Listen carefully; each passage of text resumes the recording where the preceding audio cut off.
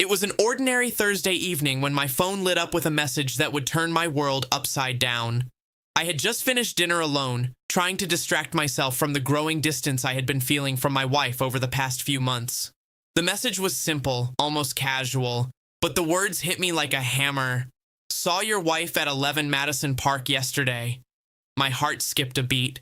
11 Madison Park isn't just any restaurant. It's exclusive, expensive, and the kind of place where people go for celebrations, business dinners, or intimate rendezvous. The implication of the message was immediate and gut-wrenching.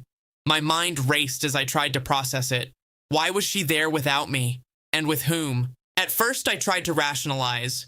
Maybe it was a work dinner, a client meeting, a coincidence.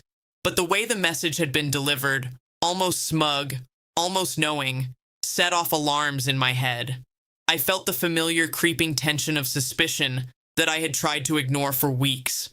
The subtle signs, the late nights, the vague excuses, the distance, it all came rushing back. I couldn't let it go. I had to know. I had to see for myself.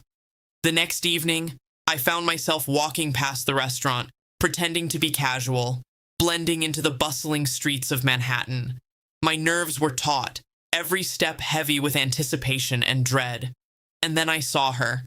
She was seated at a corner table, elegant and radiant, laughing with a man I didn't recognize.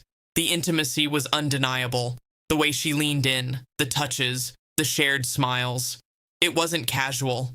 It wasn't innocent. I froze. My mind screamed, heart pounding, as I watched the scene unfold. For a moment, I considered leaving, pretending I hadn't seen anything, preserving the fragile illusion that I had clung to for months. But something inside me refused. I needed to confront the truth, however painful, rather than live in denial. I stepped closer, enough to be seen, and watched as she noticed me. Her smile faltered. The man across from her stiffened. I could see the panic flash in her eyes, the subtle guilt that betrayed her carefully constructed composure.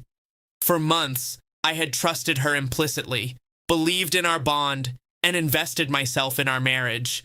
Now, in a single moment, all of it felt like a lie. I didn't confront her in front of the restaurant, didn't cause a scene. Instead, I walked away, my mind racing with a mix of anger, heartbreak, and clarity. That night, I sat alone in my apartment, replaying everything in my mind.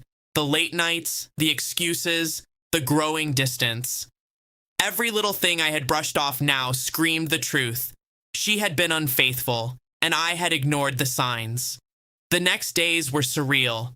I confronted her at home, not with shouting, not with hysteria, but with quiet, controlled questions. I asked about her dinner, about the man she had been with, about the months of subtle lies and distance. Her explanations faltered, her lies unraveling under the weight of undeniable evidence. The betrayal was complete, yet there was no dramatic confession, no apology that could undo the damage.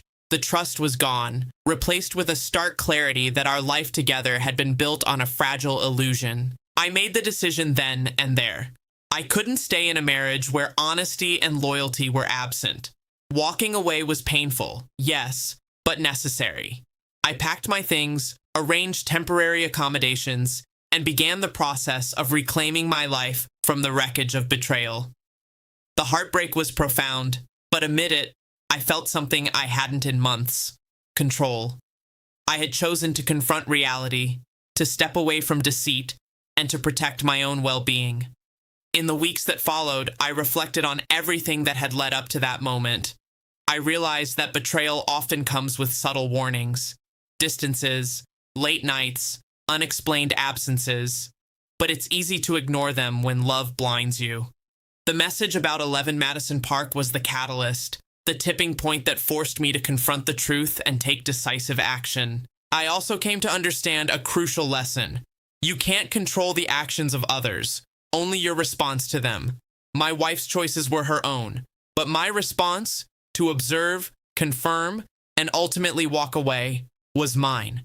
I reclaimed my dignity, my life, and my sense of self-worth, even as the pain lingered. Months later, the memory of that evening still lingers. not as a wound, but as a reminder of clarity gained through confrontation. Seeing her there, the man across from her, and knowing the betrayal firsthand, forced me to act. It forced me to leave a life that had been poisoned by dishonesty and to build a new one based on self-respect and truth. Walking away wasn't easy and the heartbreak lingered, but it was liberating. Betrayal, when confronted, doesn't just hurt, it teaches.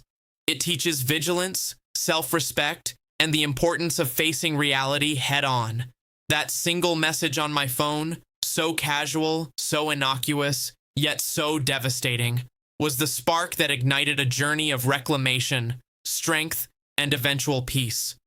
In the end, seeing her at 11 Madison Park was more than just a moment of shock. It was a moment of awakening. It revealed not only her choices, but also my capacity to endure, to confront, and to walk away with my dignity intact. Betrayal is painful, but clarity, action, and self-respect are far more powerful.